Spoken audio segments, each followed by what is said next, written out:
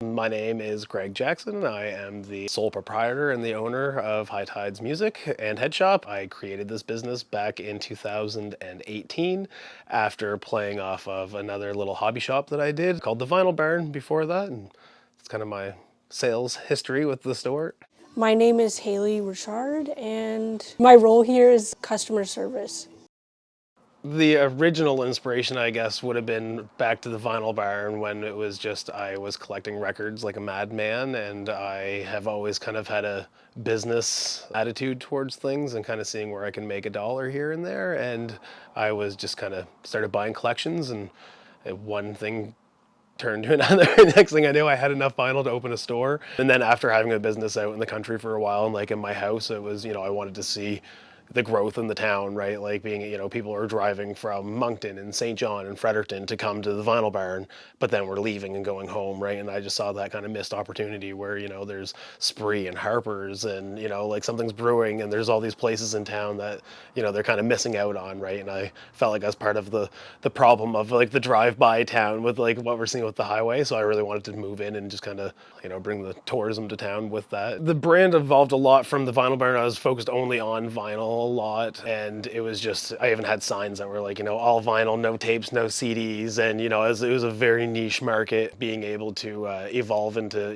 having other forms of media, having 8-tracks and cassettes and CDs really helped, because there's a lot of people who still collect CDs and want other forms of media. They don't want to stream, they don't want to have Netflix or Spotify or things like that, because they want to have that tangible item, right? Like when if you don't pay your bill for the month and you want to go listen to some music and you have nothing, right? You want to have that collection. So, I really evolved into that aspect, and then knowing the town and knowing the business that I had been bringing in, needing to pair with something, right? So like, just not only having music media to listen to, bringing in instruments and strings and music accessories and stuff to go with it, that really kind of helped push that. And then there's the community need. Like people are saying, like, there's a lot of musicians around. We need somebody to fill this spot so we don't have to go to St. John to get strings. At the time, it was a few months before legalization in Canada for cannabis. So I decided to, why not pair a head shop with it too and sell cannabis accessories and things, and kind of like the old Jefferson Airplane song, right? Feed your head. So it it all played off itself. And now as things have been going, have continued to evolve, and I guess playing words are evolved. We're into selling cards and trading cards and things now, and Pokemon and Magic especially have been quite big, and that's been another kind of a pillar to add to the niche market that we already have, and it's fun to play off of one another.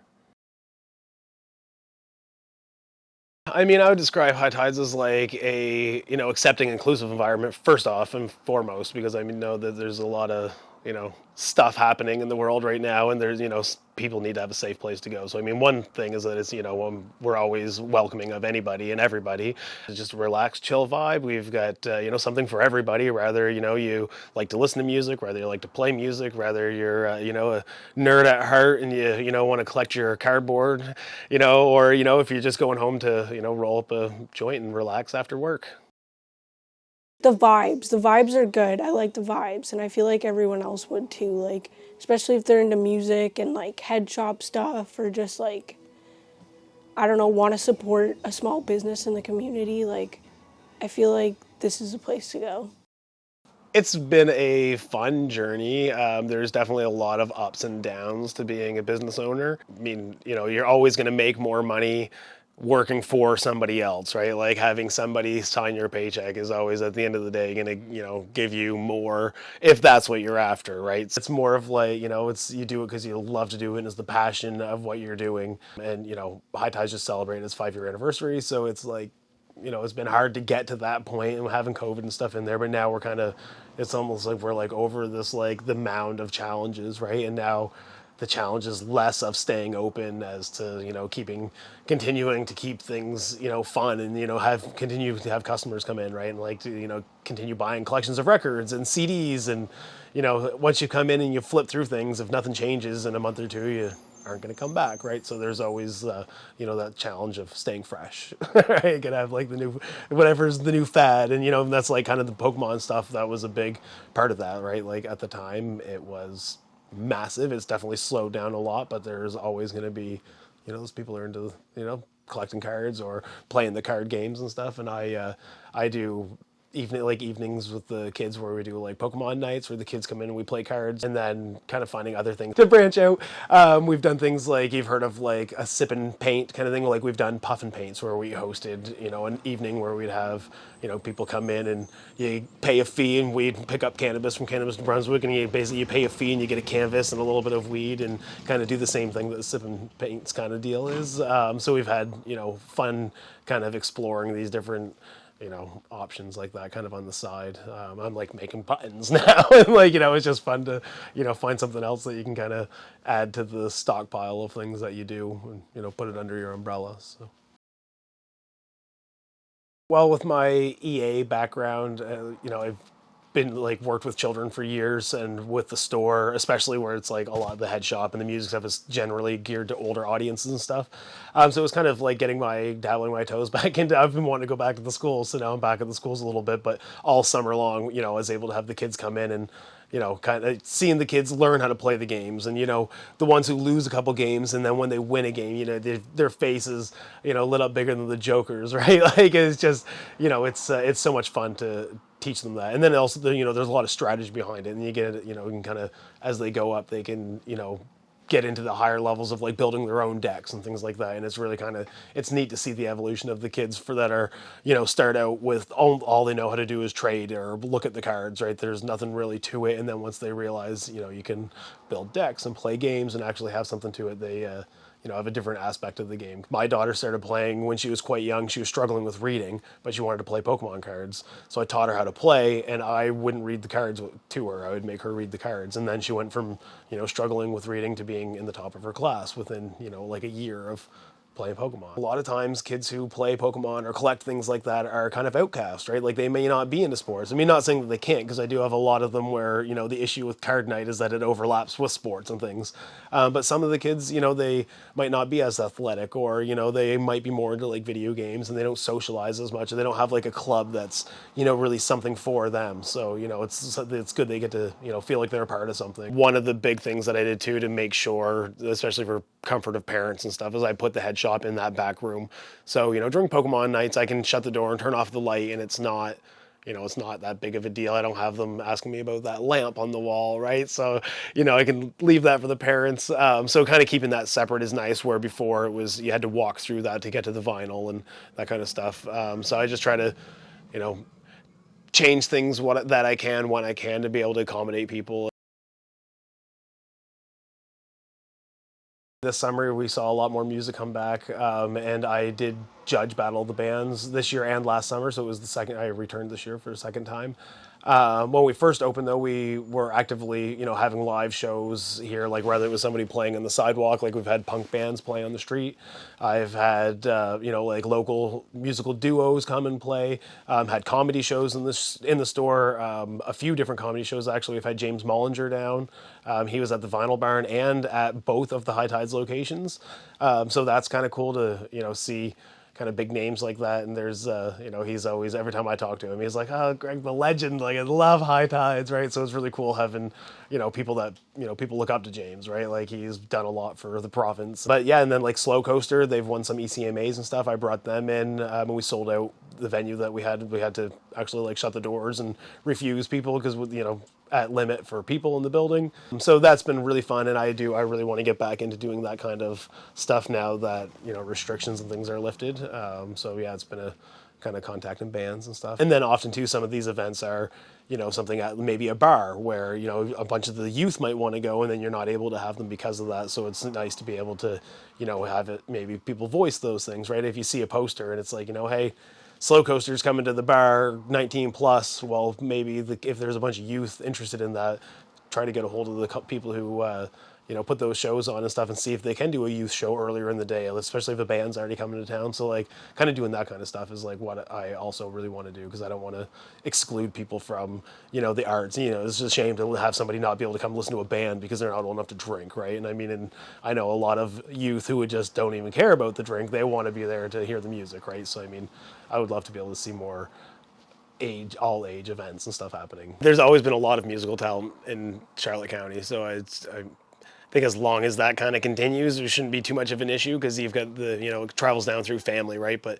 it's always nice to see people trying new instruments or trying new things. And I always enjoy when the grade 5 batch of kids comes through. They do Mrs. Doherty teaches them ukulele, right? So I always end up getting the kids that are like really into it. They'll come and get their colorful ukulele, or like getting their glow in the dark one and stuff, and they just they take off and they like it. And then by the time middle school comes, they're moving on to like getting a guitar and continue playing that way. So it's really cool to see the the young talent grow up through the years. And especially being at the store, like I've one of my regulars from the time that I opened was this young fellow Jonas, and he, used to come in as this little middle school kid who could just shred the guitar, and he's awesome, and he's just an awesome guitar player, musician overall, and it's really cool to see the the growth. I've had Jonas play in here before, right, and like it's so cool to like see the see the growth, especially when they're like like I said, he was in middle school shredding, like, doing licks on the electric guitar that some people couldn't do after years of playing, right? So it's excellent to see lots of musical talent, and I hope that it continues to grow.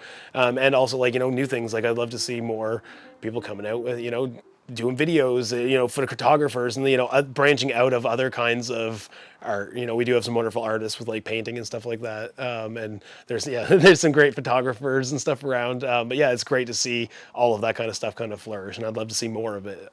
If anything, if you're an artist and you paint some stuff and you want to bring your thing in to have a little showcase and put them for sale, like come in and talk to me. I would do it for sure, but I'm sure like something's brewing. Don't want to speak for them obviously, but they've got a lot of empty wall space. I'm sure if you came in and it's like, hey, can I put these up and sell them? Like, it would be really cool to see initiatives in town of people doing that kind of stuff. Kind of, everybody's got their little Etsy stores and all their kind of stuff with all their cool stuff that they make, right? And like, there's so much of that kind of stuff around. And it's, it's cool, like Element 506, how they showcase, you can bring your stuff in there and sell it and stuff. So it's neat to see the available outlets for artists to be able to, either showcase their things or sell their stuff, or, have a way for the community to be able to see the work that they're doing and be able to give them the proper praise that they deserve, because it's a hard work being an artist. Most people who do that kind of stuff, they enjoy it, so it doesn't really matter as much. They don't get paid quite as well. But then also too, you get the breakthroughs. Kind of be your own manager, right? Like, don't wait for stuff to happen, right? Don't wait for somebody to come knocking on your door and asking if they can put your stuff up in the store, because I mean, it's going to be a 1 in a million chance that happens. But if you go out and outreach to them, you might have a 1 in 10 chance that you get it in there, right? So I mean, do your own work and continue the grind, right? One thing, especially if you're creative and young, you want to try something, there is instruments. I mean, if you've never touched an instrument before, pick one up, play with it. There's YouTube. You don't have to get guitar lessons, right? You can learn from YouTube. You can learn from just hearing the sounds. I know people who can put on a CD, listen to a part of a song, and then just pick up a guitar and play what they heard. I mean, I sell like podcast microphones. So, if you just want to, maybe you can't play an instrument or something, but you have something real interesting to say, or, maybe people who have interesting things to say and you want to kind of try your hand at podcasts. There's always an outlet for something, and rather it's listening to music to expand your creative horizons. Listening to stuff that you've never heard of, or maybe an artist that you thought was a one-hit wonder. Talk to me or talk to who's working and find out that oh no, actually their second CD that doesn't have that song is actually they're better. There's cases like that. So it's great to come in and chat in between, records, bad records that you can make crafts with, good records that you can listen to and expand your musical horizons. Like, there's all kinds of inspiration to get from, something like that. You pull an old, jazz album from the 50s or 60s out and you listen to it and you're like, wow, actually, I recognize this, this sample of music is in, music that you hear today. And you can see where, artists kind of get that kind of stuff from. And, there's always always a way to grab inspiration in here.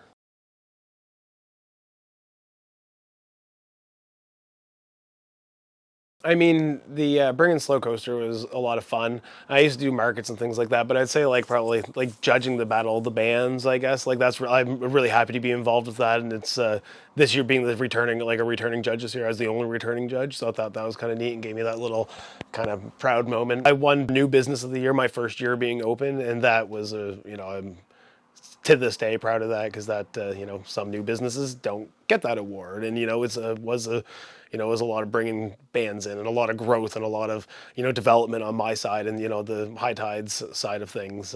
So that's my proud moment winning that. But we were 4 or 5 months into being open, right? So it was just we were new, we were fresh. I really just thought it was just kind of they're just throwing my name up on the roster, right? Just to kind of have there's not too many new businesses opening up, right? So they got to kind of put who they can up. So yeah, it just really never didn't I don't know, still surprises me. We've talked about this before, so I think that's probably why this is partially on there. And my thing with that is like growing up when I graduated high school, it was everybody was like get done school as fast as you can so you can move out west and get a good job and make lots of money.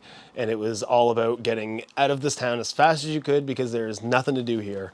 And for me, I've always been be the change you want to see, right? Like, so like create those things to happen. Don't just run away from it and have nothing for anybody. If you've got an idea or you've got something you want to do, like try it. Worst case scenario, it doesn't work, but I mean you don't know if you don't try.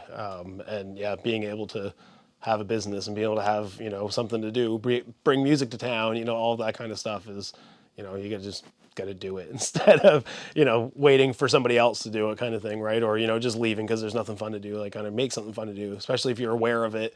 There's a bunch of other people who probably feel the same way. And well, I mean, we're so lucky with Charlotte County being so small that if it's a weekend and there's nothing to do in St. Stephen, there's probably something to do in St. Andrews. There's probably something to do in St. George. We're 20 minutes, 25 minutes away from any of those spots.